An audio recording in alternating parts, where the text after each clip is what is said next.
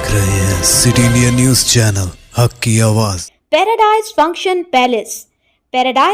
Palace महबूब नगर। सनातन संदेश केंद्रम और समाधर्म प्रचार परिषद महबूब नगर की जानिब से एक अजीमुशान जलसे का इनेकाद किया गया। इस जलसे का मकसद ये था कि इन दिनों हमारे मुल्क में बेहयाई, तफर्रुक़ा, बदनवानी, रिश्वतखोरी, शराब, मुनाफिकत और धोखाधड़ी, ज़ात पात, बिलखुसूस फ़िरका वारियत और इलाक़ाइयत जैसे ख़तरनाक मसाइल से दो चार है। ऐसे में यह जानना हर मुसलमान का फ़र्ज़ है कि इन मसाइल का हल क्या है और इसके तदारुक में बहैसियत हिंदुस्तानी मुसलमान हमारा क्या फ़र्ज़ है।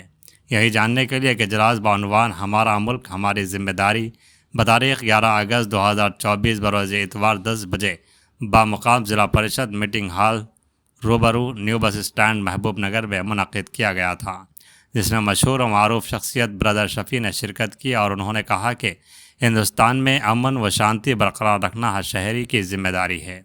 हिंदुस्तान को आज़ाद करने में मुसलमानों ने भी उस वक्त अपनी जानें कुर्बान की। हमें चाहिए कि बिला मज़हब मिल्लत और तफर्रुक़ के मिलजुल कर रहना चाहिए। उन्होंने कहा कि अगर देश की तरक्की चाहते हैं तो ज़रूरी है कि हम एक दूसरे के धर्म की इज़्ज़त करें। इस जलसे के मेहमान ख़ुसूसी रमना मूर्ति हैदराबाद और Mohammad Ejazuddin inspector of police total Mahbubnagar के अलावा सनातन संदेश केंद्रम के सदर शेख मुमताज़ इमाम, मीर मसूद अली ख़ान, तिरुपति रेड्डी, पांडुरंगा रेड्डी, रामचंद्रैया, हाफिज़ मोहम्मद मुजफ्फ़र, मोहम्मद अशफाक, शेख आमिर इमाम, साकिब इमाम, जलालुद्दीन के अलावा दीगर मौजूद थे। నేను బాగుండాలి, నేను మాత్రమే బాగుండాలి, ఎవరు ఏమైపోయినా కానీ నేను బాగుండాలనే స్వార్థపూరితమైన ఆలోచన నుంచి అందరూ బాగుండాలి, అందులో నేను ఉండాలనే ఆలోచన ప్రతి ఒక్కళ్ళు కల్పించాలని ఆలోచనతోనే ఈరోజు ఇక్కడ మన దేశము మన బాధ్యత అనే కార్యక్రమాన్ని స్పెషల్గా మెహబూబ్నగర్లో ఆర్గనైజ్ చేయడం జరుగుతుంది. ఇక్కడ ఏంటంటే ప్రతి ఒక్క భారతీయుడు కూడాను ఇది నా దేశము, ఇది నా బాధ్యత అనే ఆలోచనతో దేశం కోసం పాటుపడాలి. ఎందుకంటే దేశం నాకేమిచ్చింది అన్న ఆలోచన కాకుండా నేను నా దేశానికి ఏమిచ్చాను అనే ఆలోచన ప్రతి భారతీయుడు ఎప్పుడైతే వస్తుందో ఖచ్చితంగా ప్రపంచ దేశాలకి భారతదేశాన్ని ఒక ఆదర్శ దేశంగా మనం చూపించుకోవచ్చు. కాబట్టి నా వల్ల నా దేశానికి ఏం లాభం జరిగింది. ఇక్కడ చూడండి, దేశం అంటే ప్రతి ఒక్కరు అవునండి, భరతమాత ముద్దు బిడ్డలమన్న ఆలోచన ప్రతి ఒక్కరు ఉంది. దేశం అంటే నాకు ప్రేమ ఉందంటాం. ఇంతకీ దేశం అంటే ఏంటి? దేశం అంటే మట్టి కాదు, దేశం అంటే మనుషులు, దేశం అంటే ప్రజలు ఉన్న స్పృహ, ఆలోచన, ఈ జ్ఞానం ప్రతి ఒక్కరిలో కలగాలి. ఎందుకంటే దేశాన్ని నేను ప్రేమిస్తున్నాను కానీ నా పొరుగున ఉన్నటువంటి భారతీయుడిని ప్రేమించలేకపోతున్నాను. ఇది కాదు దేశ ప్రేమ అంటే నా వల్ల ఒక భారతీయుడికి నష్టం జరిగిందంటే నేను భరతమాతకి నష్టం చేశాను అని అర్థం. ఒక వ్యాపారస్తుడు ఉన్నాడు, తన వ్యాపారంలో కల్తీ చేసేసి ఒక భారతీయుడికి కల్తీ వస్తువులు అమ్ముతున్నా భరతమాతకి కల్తీ వస్తువు అమ్ముతున్నాడే అర్థము. అంటే ప్రజల సేవయే దేశ సేవ. కాబట్టి ప్రతి ఒక్కడు కూడాను నేను నా దేశం కోసం పాటుపడాలంటే నాతో పాటు నా భారతీయుడిని నిలబెట్టాలి. అతను సంతోషంగా ఉంటేనే భరతమాత సంతోషంగా ఉంటుంది. భారతీయుల యొక్క సంక్షేమమే భరతమాత యొక్క సంక్షేమము, ప్రజల యొక్క సంతోషమే భరతమాత యొక్క సంతోషము అన్న స్పృహ ప్రతి ఒక్కరిలో కలగాలన్న ఆలోచనతోనే మన దేశము మన బాధ్యత అని చెప్పేసి ఈరోజు కార్యక్రమం ఏర్పాటు చేయడం జరిగింది.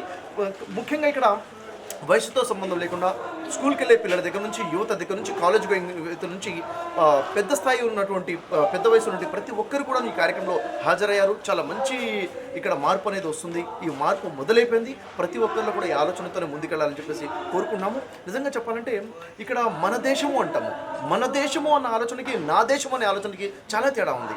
ఎలా అంటే చూడండి, ఉదాహరణకు మనం ఆలోచించినట్లయితే ఇది మన దేశం అంటే మన బాధ్యత అంటే నువ్వు పట్టించుకుంటానని నేను చూసుకుంటాను, నువ్వు వదిలేస్తాం. అలా కాకుండా ఇది నా దేశము. ఎందుకంటే భారతదేశం నా మాతృభూమి, భారతీయులందరూ నా సహోదరులు అంటాం. ఇండియా ఈజ్ మై కంట్రీ అంటే నా దేశం, it's my country, our country అన్న ఆలోచనకి మై కంట్రీ అన్న ఆలోచనకి చాలా తేడా ఉంది. కాబట్టి ఈరోజు మనం చూస్తున్నాం ఎడ్యుకేషన్కి ఎక్కువ ఇంపార్టెన్స్ ఇస్తున్నాము, చాలా మంచిది. ఈరోజు చూస్తున్నట్లయితే ఎటు చూసినా క్రైమ్ చూస్తున్నాము, అవినీతి చూస్తున్నాము, అక్రమాలు చూస్తున్నాము, దోపిడీ చూస్తున్నాము. ఎటు చూసినా కానీ మతతత్వ భావాలు చూస్తున్నాము, కులతత్వ భావాలు చూస్తున్నాము. అంటే ప్రజల మధ్య ఐక్యత కోల్పోతుంది. మనకి ఈరోజు స్వతంత్ర భారతదేశంలో మనం స్వేచ్ఛావాయులు పీల్చుకుంటున్నామంటే ఎలా పీల్చుకున్నాం? స్వతంత్రం ఎలా వచ్చింది? మన పూర్వీకులు అంటే హిందువులు, ముస్లింలు అందరూ కూడా కలిసి కట్టుగా పోరాడితే ఈరోజు భారతదేశానికి స్వతంత్రం వచ్చింది. అయితే మనకు కావాల్సింది స్వతంత్ర భారతదేశమా అంత మాత్రమేనా కాదు, అభివృద్ధి చెందినటువంటి సంతోషకరమైనటువంటి సంక్షేమంగా ఉన్నటువంటి భారతదేశాన్ని ఏర్పాటు చేసుకోవాలి. మన పూర్వీకుల బాధ్యత ఏంటంటే వారు పోరాటం చేశారు, ప్రాణాలు అర్పించారు, స్వతంత్ర భారతదేశాన్ని తెచ్చిపెట్టారు. ఈరోజు వారి వారసులుగా మన బాధ్యత ఏంటంటే మన భారతదేశాన్ని ఆదర్శ దేశంగా, ప్రపంచంలో అభివృద్ధి చెందిన దేశంగా మనం నిలబెట్టుకోవాల్సిన బాధ్యత మన మీద ఉంది. దానికోసం కావాల్సింది మళ్ళీ ఐక్యత కావాలి.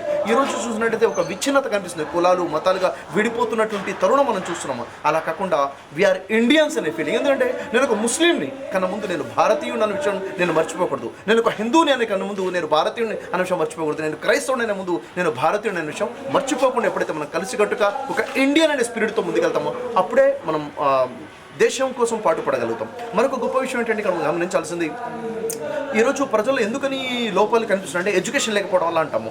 ఈరోజు పెద్ద పెద్ద స్థాయిలో ఎడ్యుకేషన్ ఉన్న వాళ్ళు కూడా పెద్ద పెద్ద అక్రమాలకు పాల్పడుతున్నారు. అసలు కావాల్సింది చూడండి, ఈరోజు మోడర్న్ ఎడ్యుకేషన్ వల్ల మనిషిలో క్యాపబిలిటీస్ కానివ్వండి, నాలెడ్జ్ కానివ్వండి, స్కిల్స్ పెరుగుతున్నాయి. కానీ ఒక మోరల్ వాల్యూస్ పెరగాలంటే అది కేవలం స్పిరిచువాలిటీ ద్వారానే సాధ్యమవుతుంది. కాబట్టి ఈరోజు ఎందుకని స్పిరిచువాలిటీ మనకు దూరం అయిపోయిందంటే మనం భగవద్గీతకు దూరం అయిపోయాం, బైబిల్కి దూరం అయిపోయాం, ఖురాన్కి దూరం అయిపోయాం. నేనంటాను ఒక హిందూ భగవద్గీతని చదివి అర్థం చేసుకుని ఒక స్పిరిచువల్ హిందూగా ఉండాలి. ఒక క్రైస్తవుడు బైబిల్ చేతిలో పట్టుకుని తిరగడమే కాకుండా బైబిల్ చెప్తున్నటువంటి నీతిని అర్థం చేసుకుని బైబిల్ ప్రకారంగా క్రైస్తవుడుగా మారాలి. ఒక ముస్లిం ఏదో ఖురాన్ని నమ్ముతానని ప్రకటించుకోవడమే కాకుండా ఖురాన్ చెప్తున్నటువంటి మానవత్వాన్ని అర్థం చేసుకుని ఆ నీతిగా ఎప్పుడైతే బతుకుతాడో అప్పుడే నిజమైనటువంటి చేంజ్ అనేది వస్తుంది. ఎందుకంటే వ్యక్తి మార్పే దేశం యొక్క మార్పు. జై హింద్. అందరికీ నమస్కారం. మిత్రులారా, ఈరోజు మహబూబ్ నగర్ పట్టణంలో జిల్లా పరిషత్ మీటింగ్ హాల్లో ఒక గొప్ప కార్యక్రమాన్ని ఏర్పాటు చేశాము. ఆ కార్యక్రమం యొక్క అంశం ఏమిటంటే మన దేశము మన బాధ్యత, అవర్ నేషన్ అవర్ రెస్పాన్సిబిలిటీ. మిత్రులారా, దేశం అనేసరికి మనమందరం కూడా ఒక్కటవ్వాలి, ఐకమత్యంగా మనం ఉండాలి. మిత్రులారా, ఈరోజు మనం చూస్తున్నాము మన భారతదేశంలో ఒకవైపు అనైతికత కారణంగా కొన్ని సంఘటనలు జరుగుతుంటే అనైక్యత కారణంగా కొన్ని సంఘర్షణలు కూడా జరుగుతున్నాయి. అనైతికత కారణంగా మనలో లంచగొండితనము, తాగుడు, వ్యభిచారము, జూదము ఇలాంటి అలవాట్లు ఉంటే, అనైక్యత కారణంగా మనలో కులతత్వము, మతతత్వము, ప్రాంతీయతత్వము లాంటి గొడవలు మనలో వస్తున్నాయి. మరి ఇవన్నీ మన నుంచి తొలగిపోవాలి అంటే మనకు కండిషన్ అదేమిటంటే మనలో నైతికత కూడా ఉండాలి, అంటే మోరల్ వాల్యూస్, మనలో ఐక్యత కూడా ఉండాలి, అది యూనిటీ. మిత్రులారా, ఈ సందర్భంగా నేను చెప్పదలుచుకున్నది ఒక్కటే, అదేమిటంటే నేషన్ ఫస్ట్, రిలీజియన్ నెక్స్ట్. దీన్ని మనము గమనిస్తూ మనమందరం కూడా మన భారతదేశంలో ఐకమత్యంగా సోదరభావంతో ఉండాలని ఈ కార్యక్రమం పెట్టాము. ఈ కార్యక్రమంలో చాలా పెద్ద ఎత్తున ప్రజలు వచ్చారు, అందరూ కూడా అభినందించారు. ఇలాంటి గొప్ప కార్యక్రమాలు మరెన్నో చేయాలని వారు తెలియజేశారు.